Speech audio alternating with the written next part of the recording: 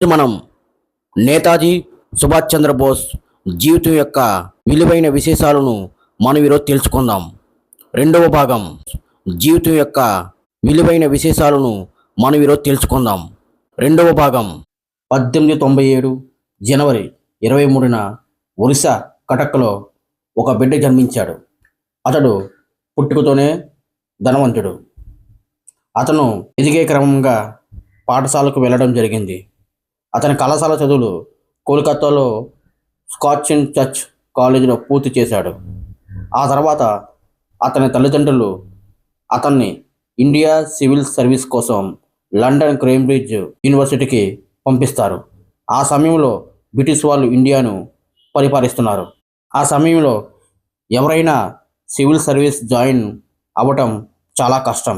కానీ ఇతను Netaji civil service పరీక్షల్లో ఉత్తీర్ణుడై 4వ స్థానం సాధించడం జరిగింది. సుభాష్ చంద్రబోస్ 1924 సంవత్సరంలో భారతదేశంలో రాజకీయ కార్యక్రమాలను కోసం తన అభ్యర్థిత్వాన్ని రద్దు చేసుకున్నాడు. ఆ తర్వాత సివిల్ సర్వీస్ పరీక్షల్లో కూడా తను నిష్క్రమించాడు. 1940 సంవత్సరంలో గాంధీజీ తాను ప్రతిపాదించిన అభ్యర్థిని సుభాష్ చంద్రబోస్ ఓడించారు. గాంధీజీ దాన్ని తన ఓటమిగా తీసుకున్నాడు. సుభాష్ చంద్రబోస్ ప్రెసిడెంట్గా ఎన్నికైన తర్వాత తన ఓటమిగా ఒప్పుకున్నాడు. ఈ కారణంగా తిరుగుబాటు మొదలైంది. అప్పుడు సుభాష్ చంద్రబోస్ అధ్యక్షుడిగా రాజీనామా చేయవలసి వచ్చింది. అప్పుడు సుభాష్ చంద్రబోస్ కొత్త ఉద్యమానికి ఊపిరి పోశారు. సుభాష్ చంద్రబోస్ బ్రిటిష్ ప్రభుత్వం పట్ల విధాలుగా పోరాట ఉద్యమాలు చేయసాగారు. బ్రిటిష్ ప్రభుత్వం వాళ్ళు సుభాష్ చంద్రబోస్ని మారణ ఆయుధాలు, బాంబులు, తుపాకులు, మందుగుడు సామాగ్రి, పిస్తోలు వంటి ఆధునిక వస్తువులు తయారు చేసే వాళ్ళతో కలిసి పనిచేస్తున్నారని ఆరోపించి ఆయన్ని జైలుకు పంపడం జరిగింది. ఆయన కోల్కతాలో ఉండేవాళ్ళు. సుభాష్ చంద్రబోస్ జీవితం మొత్తం 11 సార్లు జైలుకు వెళ్ళడం జరిగింది. ఈ సందర్భంలో బ్రిటిష్ వాళ్ళ పైన అనేక విధాలుగా తీవ్రమైన ఉద్యోగపరమైన ఉపన్యాసాలు, ఆందోళనలు వ్యక్తం చేసేవారు మన సుభాష్ చంద్రబోస్ గారు. ప్రభుత్వం ఆయన్ని జైలుకు పంపడం అలా జరుగుతూ ఉండేది. తర్వాత ప్రభుత్వం విసిగిపోయి ఆయన్ని గృహ నిర్బంధించడం జరిగేది. ఇంతలో సుభాష్ చంద్రబోస్ అనారోగ్యం పాలయ్యారు. ఈ విధంగా అతను చికిత్స కోసం విదేశాలకు వెళ్లాల్సిన అవసరం వచ్చింది. ఆయన దేశ విదేశాల్లో కూడా మన దేశం తీవ్రమైన ఆందోళన చేసిన తర్వాత ఆయనకు కొంతకాలం తర్వాత అనారోగ్య సమస్యతో బాధపడేవారు. ఆయన చికిత్స కోసం విదేశాలకు వెళ్లాల్సిన అవసరం వచ్చింది. అది సుభాష్ చంద్రబోస్ ఆయన చికిత్స అవసరం దేశ విదేశాలకు వెళ్ళిన ఆయన అక్కడి నుంచి మన దేశం కోసం పోరాటం చేసేవాళ్ళు. కొంతకాలం గడిచిన తర్వాత ఆయన తండ్రి గారి ఆరోగ్యం క్షీణించి ఆయన మంచాన పడ్డారు. అప్పుడు బ్రిటిష్ ప్రభుత్వం వారు సుభాష్ చంద్రబోస్ భారతదేశానికి తిరిగి వస్తుంటే ఆయన్ని అడ్డుకొని విమానం దిగిన వెంటనే అరెస్ట్ చేశారు. ఆ పైగా నేతాజీ భారతదేశంలో ఉన్నంతకాలం ఎలాంటి కార్యక్రమాలు చేయకూడదని షరతులు విధించారు. అతని తండ్రి అంత్యక్రియలు జరిపిన తర్వాత విదేశాలకు వెళ్ళడం జరిగింది. 2 సంవత్సరాల తర్వాత నేతాజీ భారతదేశానికి తిరిగి రావడం జరిగింది. అప్పుడు మళ్ళీ బ్రిటిష్ ప్రభుత్వం వారు సుభాష్ చంద్రబోస్ని అరెస్ట్ చేయడం జరిగింది. కొంతకాలం తర్వాత భారతదేశంలో ఉన్న ఉద్యమ పార్టీలన్నీ కూడా ఒక పార్టీగా రూపాంతరం చెందింది. అప్పుడు సుభాష్ చంద్రబోస్ గారు జైలు నుంచి విడుదలవడం జరిగింది. నిజానికి గాంధీజీకి సుభాష్ చంద్రబోస్కి మధ్య అభిప్రాయ భేదాలు అలాగే ఉన్నాయి. ఈ విధంగా కాంగ్రెస్ పార్టీ నుంచి ఆయన బయటకు వచ్చేశారు. ఆ తర్వాత 1940లో రామ్ఘర్ కాంగ్రెస్ సమావేశాలు ఏర్పాటు చేసిన సందర్భంగా సుభాష్ చంద్రబోస్ గారు మళ్ళీ బ్రిటిష్ ప్రభుత్వం మీద అనేక విధాలుగా పోరాటాలు చేశారు. మన సుభాష్ చంద్రబోస్ గారు బ్రిటిష్ ప్రభుత్వం ప్రవేశపెట్టిన బ్యాక్ హోల్ మెమోరియల్ బిల్లుకు వ్యతిరేకంగా సుభాష్ చంద్రబోస్ గారు ప్రవర్తన తీరును ఆ ప్రభుత్వం తప్పుపట్టింది. అందువల్ల అతన్ని జైల్లో నిర్బంధించడం జరిగింది. అందుకు నిరసనగా నేతాజీ సుభాష్ చంద్రబోస్ గారు నిరాహార దీక్ష చేయడం జరిగింది. అప్పుడు బ్రిటిష్ ప్రభుత్వం వారు అతను విడుదల చేయడం జరిగింది. అంతేకాకుండా అతని డిమాండ్లను ఒప్పుకోవలసి వచ్చింది. 1941 కోల్కతాలో ఒక కేసు విషయమై హైకోర్టులో కేసు విచారణకు రాగా నేతాజీ ఇల్లు వదిలి ఎక్కడికో వెళ్ళిపోవడం జరిగింది.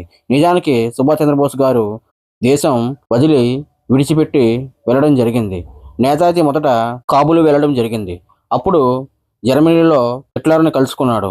ఆ తర్వాత జర్మనీలో ఇండియన్ ఇండిపెండెన్స్ ఆర్గనైజేషన్ని, అలాగే ఆజాద్ హింద్ రేడియో సంస్థను స్థాపించడం జరిగింది. పడవ మార్గంలో జర్మనీ నుంచి జపాన్కు వెళ్ళడం జరిగింది. బ్రిటిష్ ప్రభుత్వానికి వ్యతిరేకంగా ఎన్నో ఏర్పాటు పనులు చేయడం జరిగింది. నేతాజీ జపాన్ సహాయంతో ఆజాద్ హింద్ ఫౌజ్ సంస్థను స్థాపించడం జరిగింది. బ్రిటిష్ ప్రభుత్వానికి వ్యతిరేకంగా ఎన్నో ఉద్యమాలు, పోరాటాలు సుభాష్ చంద్రబోస్ చేయడం జరిగింది. ఆ తర్వాత సుభాష్ చంద్రబోస్ జపాన్ సహాయంతో ఆజాద్ హింద్ ఫౌజ్ అనే సంస్థను స్థాపించడం జరిగింది. మీరు నాకు రక్తాన్ని ఇవ్వండి, నేను మీకు స్వేచ్ఛను ఇస్తానని చెప్పడం జరిగింది. ఆ ఒక్క మాటతో భారతదేశంలో ఉన్న యువకుల మధ్య ఉత్సాహంగా, ఉద్వేగంగా దేశ స్వాతంత్రం పట్ల ఆసక్తి ప్రతి ఒక్కరికి కలిగింది. బ్రిటిష్ ప్రభుత్వంతో మనం యుద్ధం చేయడం వల్ల మనకు స్వేచ్ఛ లభిస్తుందని దేశంలో ఉన్నవారందరూ కూడా అభిప్రాయభేదానికి వచ్చారు. ఈ విధంగా సుభాష్ చంద్రబోస్ ఈ దేశం పట్ల తనకున్న ప్రేమను, భక్తిని చాటుకున్నాడు. బ్రిటిష్ ప్రభుత్వం అప్పుడు నేతాజీ గారిని కోల్కతాలో ఉన్న తన ఇంటిలో గుహ నిర్బంధించడం జరిగింది. అప్పుడు తన మేనల్లుడైన శశికుమార్ బోస్ సహాయంతో అక్కడి నుంచి తప్పించుకున్నాడు. ఆ తర్వాత ఆఫ్ఘనిస్తాన్, సోవియట్ యూనియన్ ద్వారా జర్మనీ వెళ్ళడం జరిగింది. నిజానికి సుభాష్ చంద్రబోస్ గారు రాజకీయాల్లోకి రాకముందు ఆయన దేశ విదేశాల్లో పర్యటించారు. 1930 నుండి 1936 వరకు యూరోపియాలో ఉన్నారు. ఈ విధంగా సుభాష్ చంద్రబోస్ గారు అనేక దేశాలను కూడా ఆయన పర్యటించడం జరిగింది. ఐరోపాలో హిట్లర్, నాజీల మరియు ఫాసిస్ట్ కాలంలో ఉన్నది. ఇంగ్లాండ్ మొదటి ప్రపంచ యుద్ధం తర్వాత జర్మనీపై ఏకపక్ష ఒప్పందం విధించింది. అప్పుడు జర్మనీ వాళ్ళు ఇంగ్లాండ్పై ప్రతీకారం తీర్చుకోవాలని అనుకున్నారు. అప్పుడు భారతదేశంలో కూడా ఇంగ్లాండ్ ఆధీనంలోనే ఉంది. ఇంగ్లాండ్పై పోరాటం కోసం నేతాజీ, హిట్లర్, ముసోలి మిత్రులు అయ్యారు. నేతాజీ సుభాష్ చంద్రబోస్ భారత స్వాతంత్రం సాధించడానికి రాజకీయం మరియు దౌత్య సంబంధాలు అవసరమని భావించారు. ఆ తర్వాత నేతాజీ దేశ స్వాతంత్రం కోసం ఎన్నో పోరాటాలు చేశారు. బలమైన విప్లవం ద్వారా భారతదేశానికి స్వాతంత్రం కలిగించాలని కోరుకున్నారు మన నేతాజీ సుభాష్ చంద్రబోస్ గారు. అక్టోబర్ 21, 1943 ఆజాద్ హింద్ ఫౌజ్ ఏర్పాటు చేశారు. ఈ సంస్థ యొక్క చిహ్నం జెండా పైన గజ్జలతో ఉన్న సింహం కలిగి ఉంటుంది, ఎర్రటి జెండా. నేతాజీ తన ఆజాద్ హింద్ ఫౌజ్తో జూలై 4, 1944 బర్మా వెళ్లారు. అక్కడ నుండి నేతాజీ సభ పెట్టి ప్రజలను ఉద్దేశించి పోరాట ఉద్యమాలు సిద్ధం చేశారు. ఆగస్టు 18, 1945 నేతాజీ విమానంలో జపాన్ రాజధాని టోక్యోకి వెళ్తున్నారు. అప్పుడు తైవాన్ సమీపంలో నేతాజీ ప్రయాణిస్తున్న విమానం పేలిపోయిందని సమాచారం అందింది. ఆ ప్రమాదంలో నేతాజీ మరణించారని ప్రపంచం మొత్తానికి తెలిసినట్టు అప్పటికి శరీరం మాత్రమే ఆయన ఎక్కడా కనిపించలేదు. ప్రపంచమంతటా నిశ్శబ్దం అయింది. భారతదేశంలో ఎవరికీ ఏమీ అర్థం కాలేదు. మొత్తానికి ఇది ఒక మిస్టరీగానే మారింది. నేతాజీ సుభాష్ చంద్రబోస్ మరణాన్ని ఇప్పటికీ అనేక విధాలుగా కారణాలుగా నడుస్తున్నాయి. రెండవ ప్రపంచ యుద్ధ సమయంలో జర్మనీ ఓటమి తర్వాత నేతాజీ కొత్త మార్గం కనుక్కున్నాడు. తప్పనిసరి అయింది. అప్పుడు రష్యా నుంచి సహాయం కోరడం కోసం నేతాజీ సుభాష్ చంద్రబోస్ రష్యా బయలుదేరాడు. ఆగస్టు 18, 1945 నేతాజీ విమానంలో మంచూరియాకు బయలుదేరాడు. కానీ నేతాజీ ఈ ప్రమాదంలోనే మరణించారని ఆ తర్వాత నేతాజీ ఎవరికి కనిపించలేదు. ఆగస్టు 23, 1945 నేతాజీ టోక్యో వస్తున్నారని పెద్ద బాంబర్ విమానంలో ప్రయాణం చేస్తూ సైగాట్ వస్తున్నారని టోక్యో రేడియో ద్వారా సందేశం ఇచ్చారు. ఆగస్టు 18, 1945 టైంలో విమానాశ్రయంలో కూలిపోయిందని, విమానం అతనితో పాటు ఉన్న జపాన్ అధికారులు మరియు పైలట్లు కూడా మరణించారని అప్పటి నివేదిక తెలియజేసింది. టోక్యో మిలిటరీ అప్పుడు నేతాజీ సుభాష్ చంద్రబోస్ను తైవాన్ మిలిటరీ హాస్పిటల్కి తీసుకువెళ్ళగా అతను మరణించాడను కర్నల్ హబీర్ రెహమాన్ కథనం ప్రకారంగా అతను అంత్యక్రియలు కూడా టోక్యోలోని జరిగాయని అతను చెప్పాడు. అతని అస్థికలు సెప్టెంబర్ నెలలో జపాన్ ప్రభుత్వం సేకరించబడిందని, దానిని జపాన్ రాజధాని అయిన టోక్యోలోని రామ్కోజీ ఆలయంలో ఉంచబడింది. 15వ ఇండియన్ నేషనల్ రీసెర్చ్ మ్యూజియం కథనం ప్రకారం ఆగస్టు 18, 1945 రాత్రి 9 గంటలకి మిలిటరీ ఆసుపత్రిలోని నేతాజీ మరణించారని అక్కడ వాళ్ళు చెప్పడం జరిగింది. స్వాతంత్రం పొందిన తర్వాత భారత ప్రభుత్వం 1956, 1977 ఈ సంఘటనలపైన విచారణకు 2 కమిటీలు ఏర్పాటు చేశారు. కానీ తైవాన్ ప్రభుత్వము మాత్రం ఈ 2 కమిటీలకు ఏ విషయం కూడా చెప్పలేదు. అప్పుడు యావత్ భారతదేశం కూడా షాక్కు గురైంది. 1999 సంవత్సరంలో మనోజ్ కుమార్ ముఖర్జీ నేతృత్వంలో 3వ కమిషన్ ఏర్పాటు అయింది. 2005 తైవాన్ ప్రభుత్వం ముఖర్జీ కమిషన్కు 1945లో తైవాన్ భూమిపై ఎలాంటి విమాన ప్రమాదం జరగలేదని చెప్పింది. అప్పుడు మరోసారి ప్రపంచమంతా షాక్కు గురైంది. 2005 సంవత్సరంలో ముఖర్జీ కమిషన్ తన నివేదికను భారత ప్రభుత్వానికి సమర్పించింది. అందులో ఆ విమాన ప్రమాదంలో నేతాజీ మరణించలేదని ప్రభుత్వంకి సమర్పించిన నివేదికలో ముఖర్జీ గారు చెప్పారు. కానీ మన ప్రభుత్వం మాత్రం ముఖర్జీ సమర్పించిన నివేదికను తిరస్కరించింది.